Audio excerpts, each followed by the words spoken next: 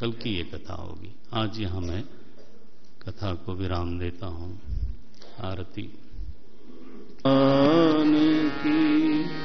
धर्म भक्ति विज्ञान पाल की आरती अति पावन पुराण की।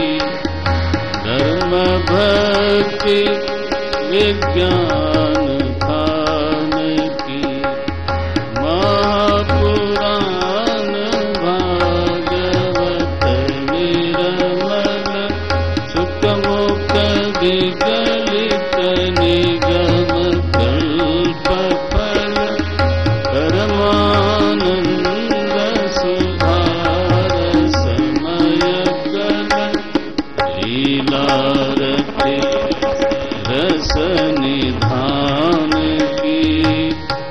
आरती अति पावन पुराण की कलिमल मथनी त्रिताप निवारिणी जन्म मृत्युमय भवभयहारिणी सेवक सतत सकल सुखकारिणी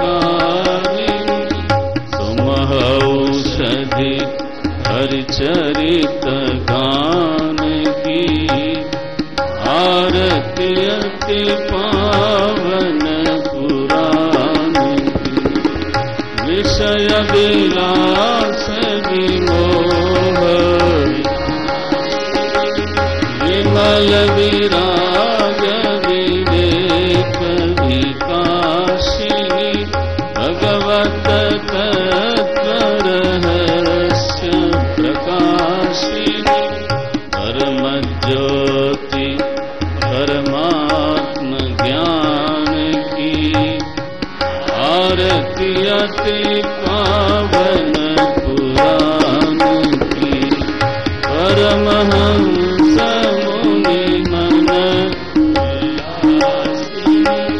रसिक हृदय रस रास विलासिनी भक्ति मोक्ति रति प्रेम सुदासिनी कथाय किंचन प्रिय सुजान की।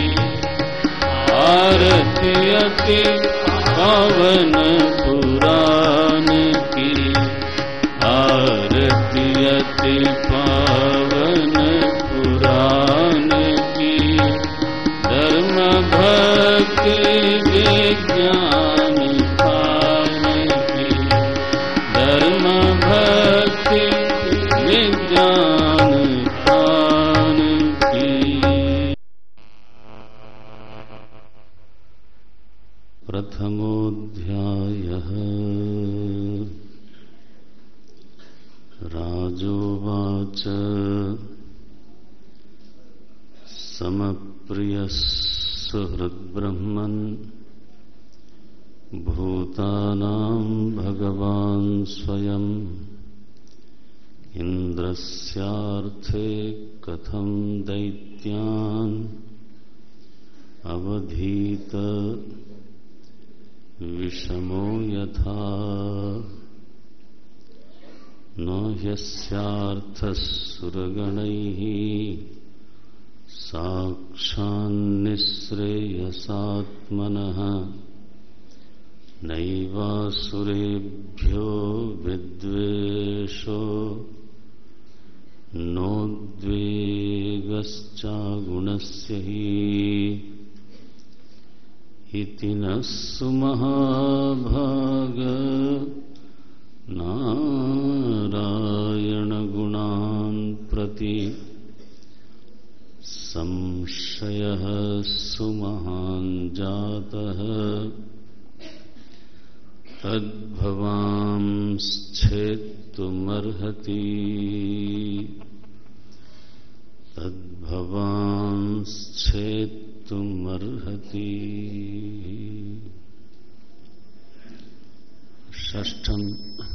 षष्ठम स्कंद में तो वृत्रासुर के वध की कथा है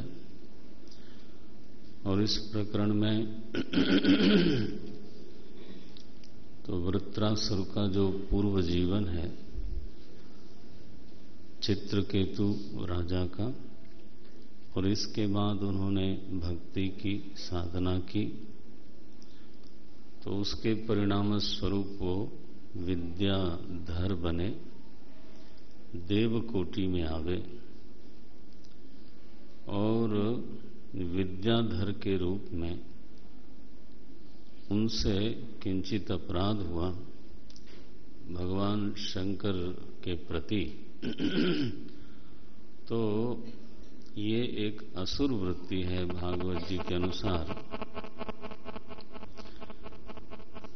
कि अपने में अगर पवित्रता का संपादन कोई करे अच्छी बात है, विद्या का संपादन करे बिल्कुल ठीक है, स्वयं कोई संयमी हो, साधुता को प्राप्त हो जाए वो ठीक है, लेकिन फिर उसमें ये गलती नहीं आनी चाहिए कि दूसरे लोगों में वो असूया करे, दूसरे लोगों में दोष देखने का अभ्यास बढ़ा ले तो वो एक आदत पड़ती है।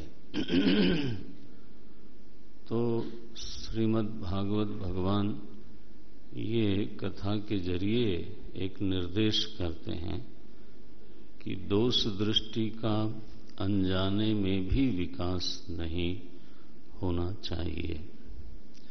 कई बार कुछ आदतें ऐसी हैं जो अनजाने में आ जाती हैं, हम नहीं जानते कि इस आदत में कितना बड़ा दोष है, तो आने देते हैं, लगता है कि इसमें क्या है, इसमें क्या है, लेकिन वो धीरे धीरे करके पता चला कि वो उसने मेरे स्वभाव को ही दूषित कर दिया। तो ये विद्याधर है, तपस्वी है, भगवान का अनुग्रह प्राप्त है, इसके हृदय में बड़ी गाढ़ी भक्ति है, लेकिन ये दोष आ गया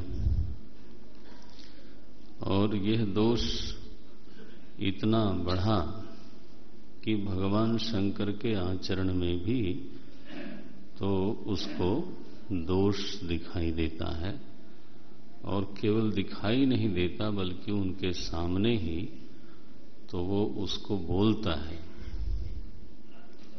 माने ये अपने को अधिकृत समझता है कि मैं ऐसी बात बोल सकता हूं।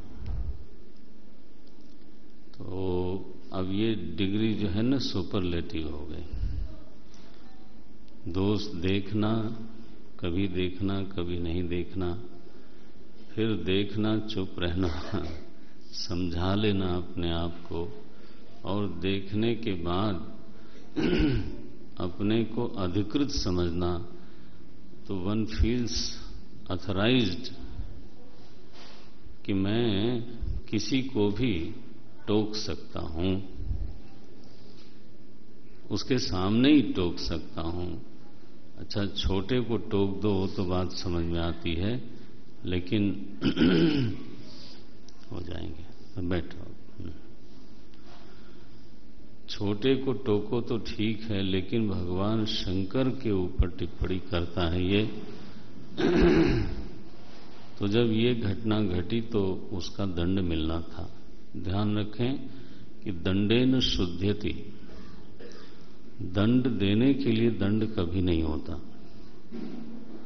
यदि दंड प्रतिशोध है, बदला है, तो वो दंड ही नहीं है।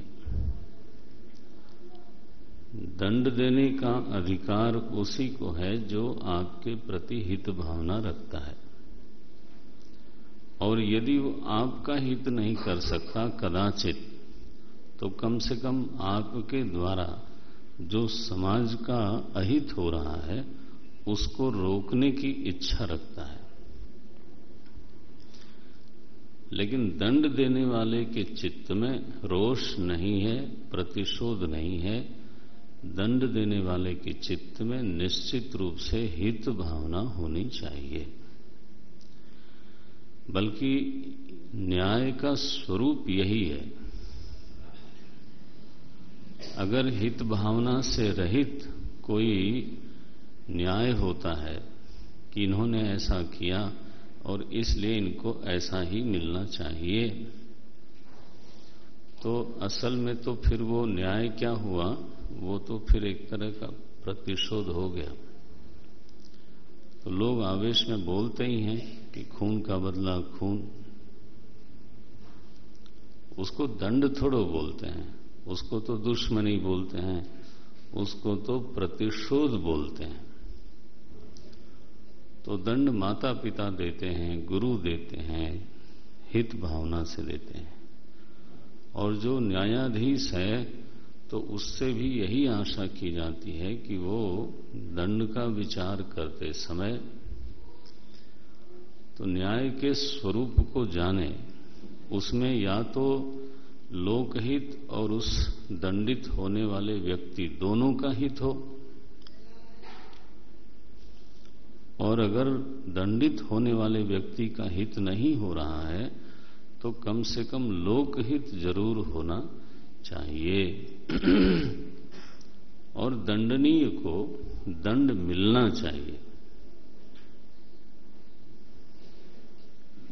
यदि उसमें तीव्र भावना है दोष मुक्त होने की, तब उसको क्षमा किया जा सकता है, दंड न्यून किया जा सकता है। लेकिन दंडनीय को उसी की शुद्धि के लिए, लोकहित के साधन के लिए तो दंड मिलना चाहिए। भगवान शंकर ने काम को जला दिया। देवर्षि नारद ने काम को बड़ी खुशी खुशी विदा कर दिया। तो काम ने तो देवर्षि नारद को भी छेड़ा था, और देवर्षि नारद विचलित नहीं हुए थे। तो जब भयभीत हुआ काम, तो उनके पास भागा भागा शरण में आया। उसको डर था कि कहीं मुझे शाप न दे दें। तो नारद जी ने कहा, नहीं कोई बात नहीं है, तो वो तो तुम्हारा काम ही है, तुम जाओ जाओ। तो काम चला गया देवलोक में। वहां उसने सारी कहानी बताई और देवता लोगों को बड़ा आश्चर्य हुआ। अब इसके बाद क्या हुआ, आप जानते हैं कि वो जो अदंडित काम है उसने बाद में जाके ऐसा घेरा इनको, महाराज को घेरा ना, तो नारद जी को ऐसा मोह हुआ कि जप तप कछु न होई तहि काला, हे विधि मिलई कवन विधि बाला। बस एक ही वृत्ति दिमाग में रहती है। तो अगर दंड लोकहित का साधन है तो दंड समय पर न मिलना लोकहित के विरुद्ध है, ये भी उतना ही सच है। इसलिए दंडेन शुद्धति। पार्वती अम्बा आवेश में आकर के, क्रोध में ऐसा नहीं था कि वो सहन नहीं कर सकती थी। लेकिन एक व्यक्ति दंडनीय है तो दंडनीय है, उसी की शुद्धि के लिए उन्होंने तो उसको श्राप दिया और वो असुर योनि में गया। तो इस वृत्तांत में ये देखने को मिला कि भगवान महाविष्णु तो निरंतर जो है इंद्र को सलाह देते हैं, इंद्र का पक्ष लेते हुए दिखाई देते हैं। और वृत्रासुर ने कहा भी कि देखो, भगवान की ये इच्छा है कि तुम मुझे मारो, भगवान की ये इच्छा है कि तुम मुझ पर विजय प्राप्त करो, तो तुम मारो मुझे। परीक्षित ये बड़े ध्यान से सुन रहे थे। तो उन्होंने जैसे ही ये कथा पूरी हुई 7वें स्कंद में प्रश्न बिल्कुल यही कर दिया। बोले प्रभु, जीव जो है ना वो तो राग द्वेष से युक्त है, तो कभी पक्षपात करता है, हालांकि उसको अच्छा नहीं माना जाता। अगर कोई जीव पक्षपाती है, भाई भतीजावाद करता है, विषम है, तो जीव को भी अच्छा नहीं मानता। लेकिन कहीं तो कोई जगह है जहां पर हम समता की आशा करते हैं, कहीं तो कोई जगह है जहां पर हम उम्मीद करते हैं कि यहां मेरे साथ पक्षपात नहीं होगा, और वो जगह है भगवान। कभी गुरु से भी लगता है कि पक्षपात हो गया, प्राय नहीं होना चाहिए। जितने बड़े पद पर कोई है वहां पर पक्षपात का अभाव दिखना चाहिए, लेकिन भगवान में तो बिल्कुल ही पक्षपात का नाम नहीं होना चाहिए। तो समम प्रिय, चाहे देव हो चाहे असुर हो, भगवान को तो दोनों ही प्रिय हैं और वो दोनों के ही सुहृद हैं। समः प्रियः सुहृद ब्रह्मन् भूतानाम भगवान स्वयं। चाहे जो भी प्राणी हैं सभी के लिए भगवान तो सम है। सबके सम मने उदासीन नहीं लिखा, ध्यान देना इस पंक्ति पर। तटस्थ हैं, उदासीन हैं, ऐसा नहीं लिखा, प्रिय लिखा। ये थोड़ी बारीकी है। एक आदमी हमसे कोई मतलब ही नहीं रखता तो ठीक है, हमारे लिए सम है। He is not involve in my life, उसको कोई लेना देना नहीं है। सड़क पे जा रहा है आदमी, कहोगी ये समदर्शी है ऐसा थोड़ा होता है। यहां जो स्थिति है बड़ी विलक्षण है। भगवान के लिए सभी प्रिय हैं। He is very much involve in everybody's life. मैंने आप पंक्ति देखो,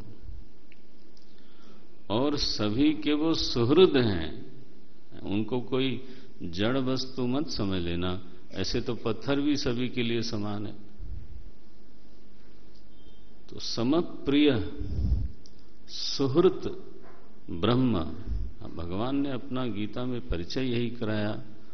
सुहृद सर्वभूतानाम ज्ञात्वा माम शांतिम रक्षति।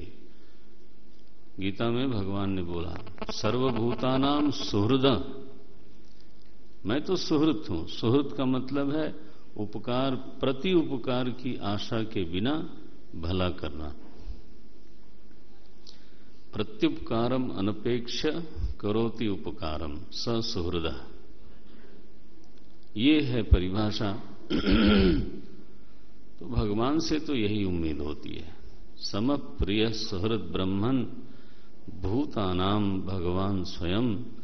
तो अब ये बड़ी हमारे मन में शंका है कि इंद्रस्यार्थे कथम दैत्यान अवधीत। इंद्र के लिए उन्होंने दैत्यों का वध क्यों किया? विषमो यथा, ये तो सरासर पक्षपात है। यह तो नहीं होना चाहिए। बोले महाराज ये तो नारायण के गुण के जैसा नहीं है। संशय सुमहान जातः इति न सुमहाभाग नारायण गुणान प्रति संशय।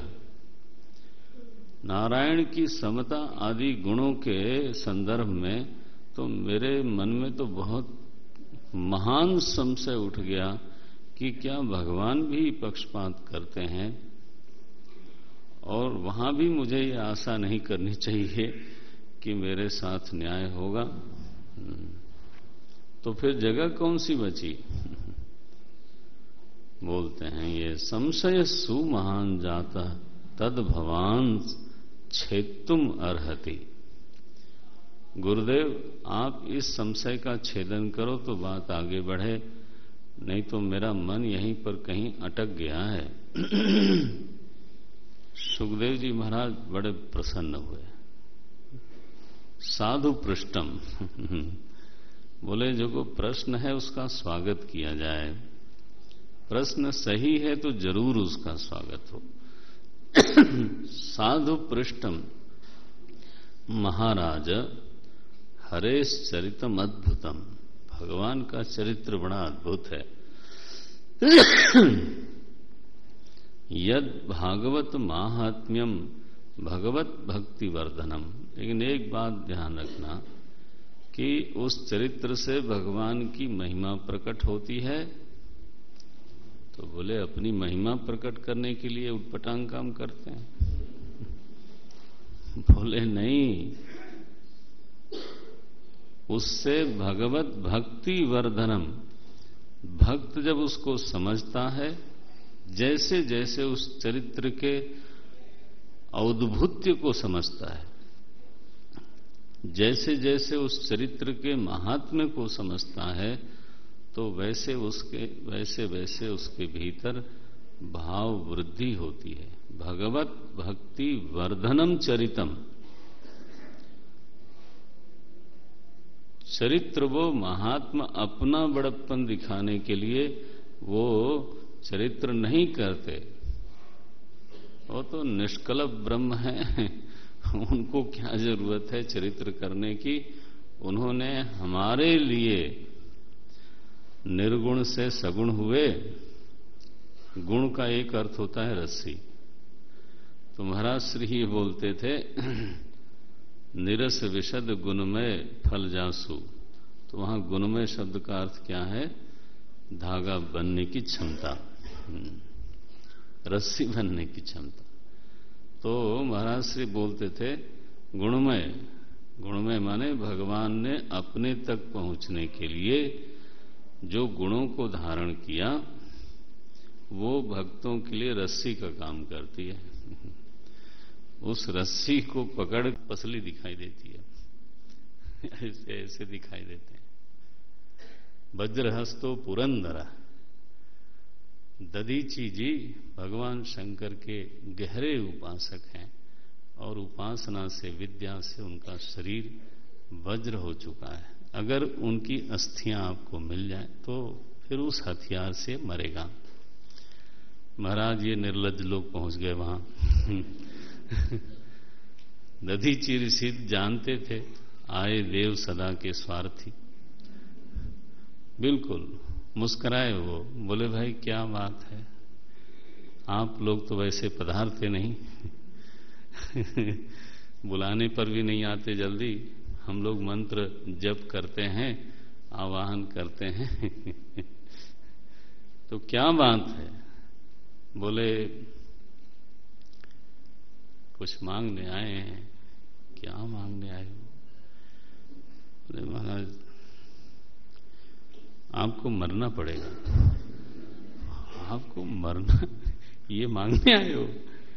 बोले महाराज वो बात ऐसी है कि ऐसा विपत्ति आई हुई है, आपकी हड्डियां चाहिए हमको, तो वो बिना मरे अगर आप दे सकते हो तो बहुत अच्छा है। तो दधीची ने कहा अरे देवताओं, देह सबको प्यारा होता है, तुम क्या मांग रहे हो? तुमको कुछ समझ है? बोले महाराज हमारी क्या विपत्ति है आप उसको समझो। आपके दुख को अगर मैं समझूंगा तो मांग नहीं पाऊंगा, लेकिन आप हमारे दुख को अगर समझोगे तो शायद हमारा काम बन जाए। इसी तरह का है वार्ता, आप घबराना नहीं, ऐसी ही है। दधीची ऋषि ने कहा जाओ यार, इस शरीर का प्रयोजन पूरा हो चुका है, अब तो मैं गया। वो ध्यान में बैठे और ब्रह्मरंध्र से उन्होंने प्राण छोड़ दिया। तो इसके बाद ये लोग उनकी हड्डियां लाते हैं, वज्र बनता है और फिर वृत्रासुर से देवसेना युद्ध करती है। वृत्रासुर रणभूमि में आया तो अब वज्र प्राप्त होने के बाद ये लोग बलवान हो गए थे, तो असुर तो भाग गए, अकेले वृत्रासुर खड़ा हुआ। इंद्र के सामने वो कहता है कि इंद्र मुझे मालूम है कि मैं आज मरने वाला हूं, अगर भगवान की ये इच्छा है कि तुम जीतो, तुम्हारे में कोई दम नहीं है, लेकिन यतो हरि ही विजय श्री ही गुणा ततः, 20वां श्लोक है 11वें अध्याय का। जहां पर प्रभु हैं, जहां पर प्रभु हैं वहां विजय होती है, वहां श्री है, वहां पर गुण है। 11वां अध्याय 11th चैप्टर 20th।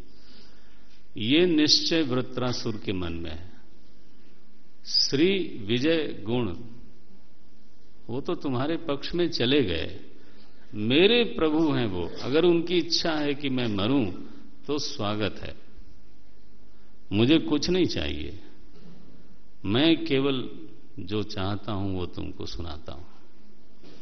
ऐसा उसको लगने लगा कि भगवान सामने उपस्थित हैं और वो उनसे बात करता हुआ प्रार्थना करता है। ननाक पृष्ठम न च पारमेष्ठ्यम न सार्वभौमं न रसाधिपत्यम न योग सिद्धिरपुनर्भवं वा समंजसत्वा विरहैयकांक्षे अजातपक्षा इव मातरम्।